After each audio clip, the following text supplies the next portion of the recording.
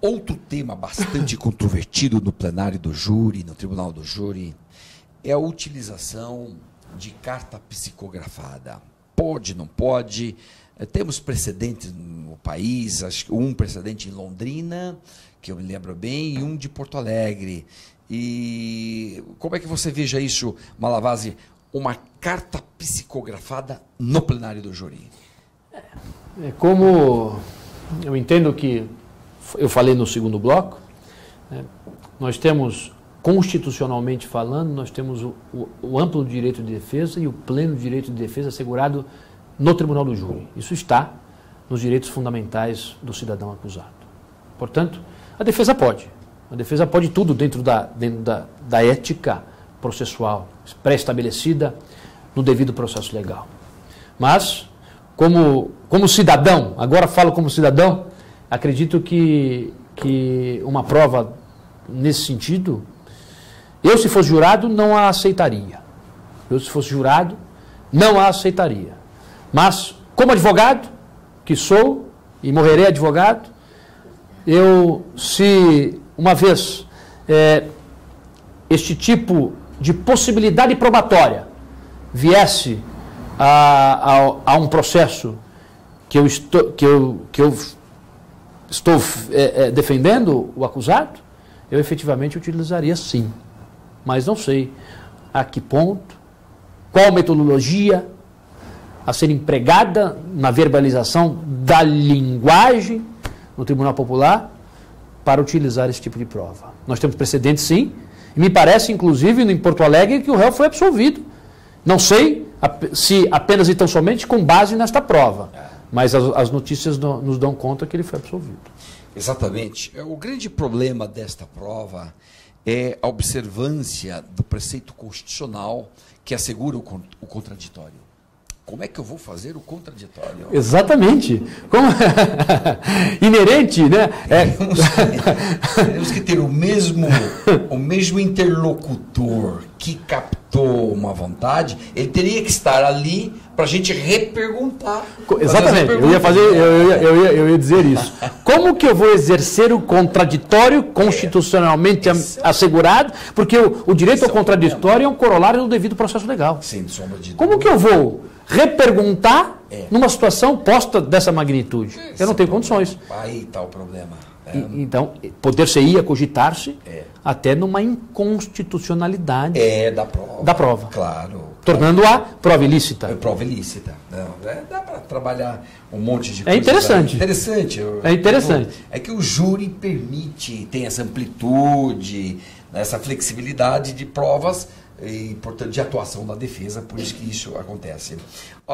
Como você vê, Malavasi, o uso de emoção, trabalhar a emoção no tribunal do júri, continua válido isso? Por exemplo, Valdir Troncoso Pérez foi em São Paulo, um dos mais brilhantes advogados de toda a história do tribunal do júri. É o príncipe do júri. Príncipe do júri. Eu digo porque as suas vozes estão entre nós. E não foi talvez superado nesses últimos anos. Bom, mas aí já é outra questão mais complexa de se afirmar. Mas foi um grande tribuno. Trabalhava muito a emoção. Continua válida essa técnica emotiva, emocional, ou hoje em dia, nesse mundo nosso líquido, como diz Bauman, as coisas vão ficando tudo mais objetivas, mais tangíveis? Como é que funciona isso?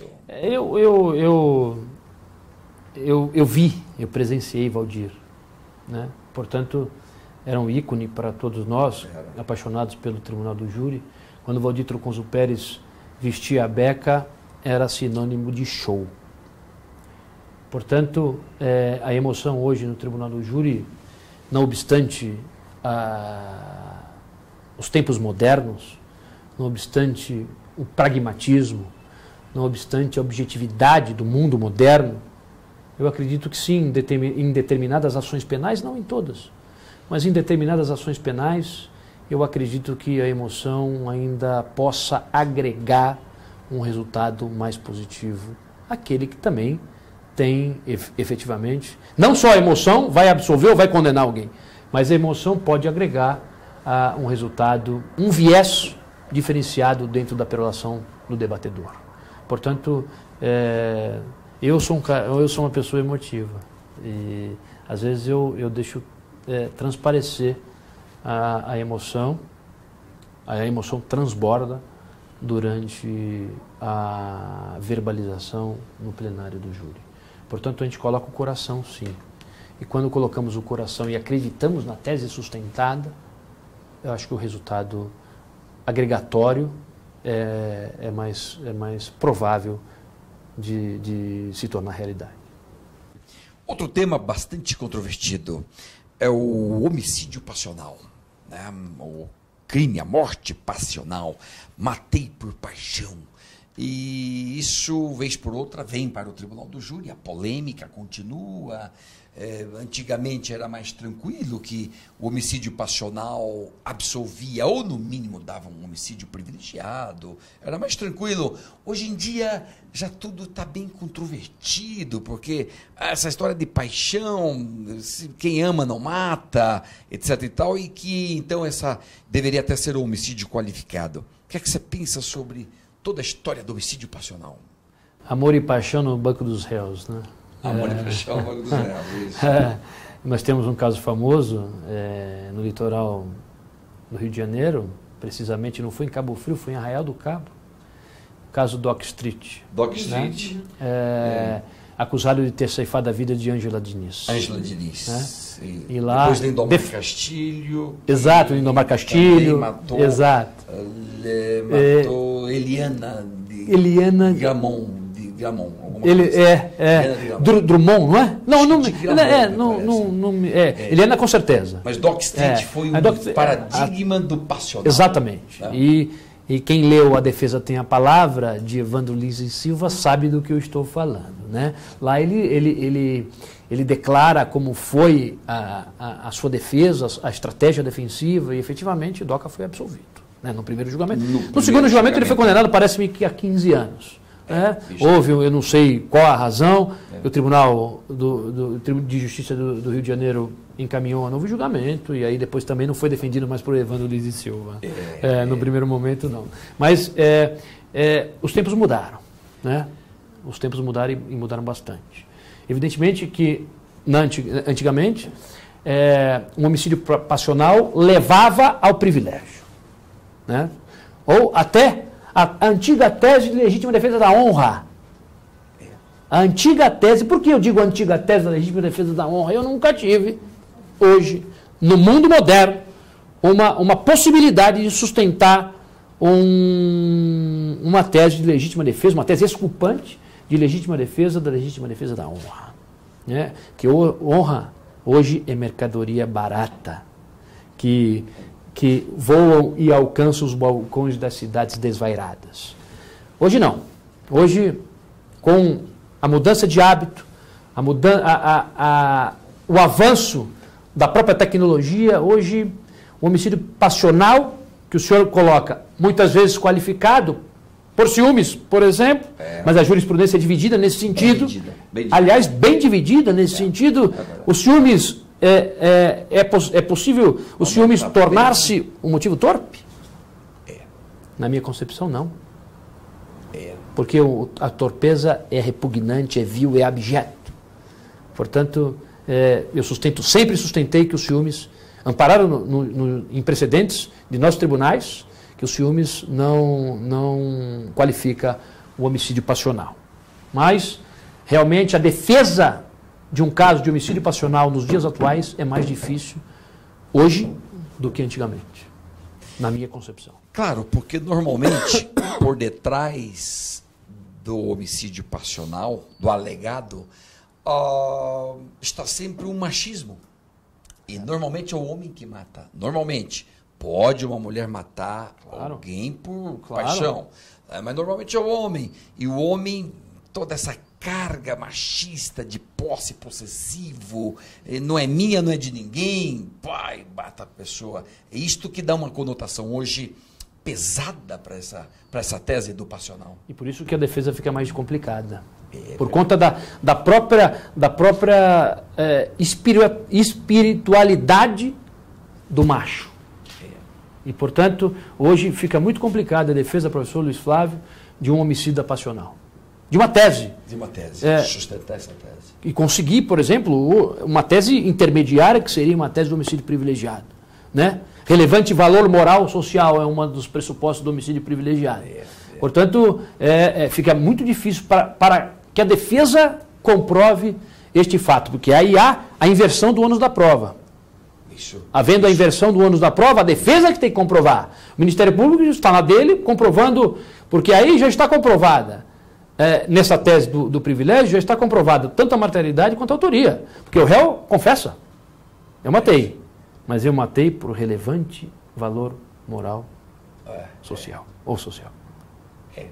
É difícil. É difícil hoje em dia, de fato, o mundo mudou, hoje é outra concepção dessa violência de gênero, hoje está enfocada de uma maneira bem distinta, a Lei Maria da Penha está aí para provar. Né? Mas, Malavasi, há um jovem advogado hoje, menos jovem do que nós, menos jovens do que nós. Um advogado que está começando, você diria para ele, puxa, faça uma carreira como tribuno do Tribunal do Júri. Vale a pena? Vale a pena? Eu não tenho dúvida que vale. Vale a pena? Eu não tenho dúvida que vale.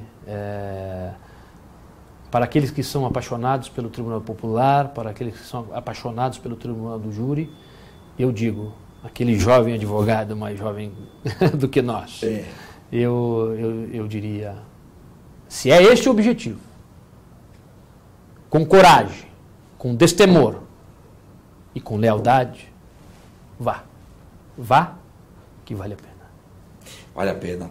E, sobretudo, hoje, muitos me questionam, eu vejo alunos nossos no Brasil todo, vale a pena ser um advogado criminalista no Brasil de hoje?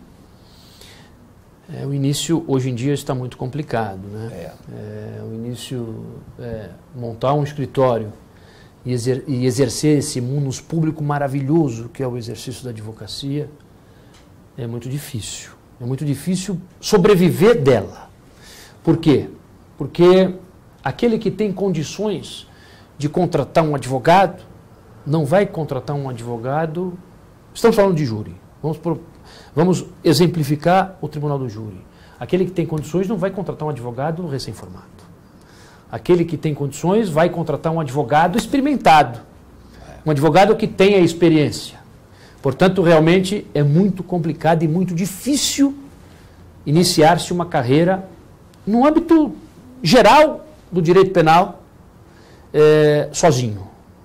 Então, a dica que eu dou é iniciar com um advogado já pré-estabelecido. E aí, se for o caso, depois tomar o seu rumo, fazer a sua carreira solo. Sua carreira. Mas é difícil, sim. Cada um fazer a sua história, né? Porque afinal é isso mesmo, quem busca sucesso precisa transformar o nome numa grande marca. Exatamente. Uma marca conhecida, numa marca de respeito, de credibilidade. Né? Mas é hoje a encruzilhada em que se encontram muitos jovens advogados. Efetivamente, nós temos muitos advogados. Não obstante já a dureza do exame de ordem, mas as pessoas estão se preparando, estão conseguindo êxito e estão aptos, como nós, a advogar. Então, e advogar é algo muito sério e muito oratória valioso. É fundamental, Malavasi. Oratória. Aprender noções de oratória. Você fez algum curso de oratória? Confesso-lhe que não, professor. Tudo intuitivo. Confesso-lhe que não. É porque existe a oratória intuitiva e a oratória que você treina. Programada. Isso, técnica. Na verdade é intuitiva. Intuitiva. A minha, sim. A minha, eu nunca fiz um curso de oratória. Fiz os cursos de direito. Isso sim. E faço. Até hoje. Porque nós somos eternos aprendizes. Portanto, agora, especificamente, um curso de oratória nós não fizemos, eu não fiz, e portanto isso veio adquirindo. Aliás, eu era muito tímido na faculdade. E agora eu acho que um inseto me picou e fiquei desabrochado. Gostou da história? É verdade, verdade. Esse fato é verdadeiro. E quando eu dava aula, eu estou licenciado, E quando eu entrava na sala de aula, uma sala vazia, eu ficava muito triste. E, portanto, graças a Deus, eu tinha muita aceitação, uma boa aceitação, e as minhas aulas, os alunos vinham em peso, até sexta-feira à noite, vinham em peso. E eu ficava muito feliz e os alunos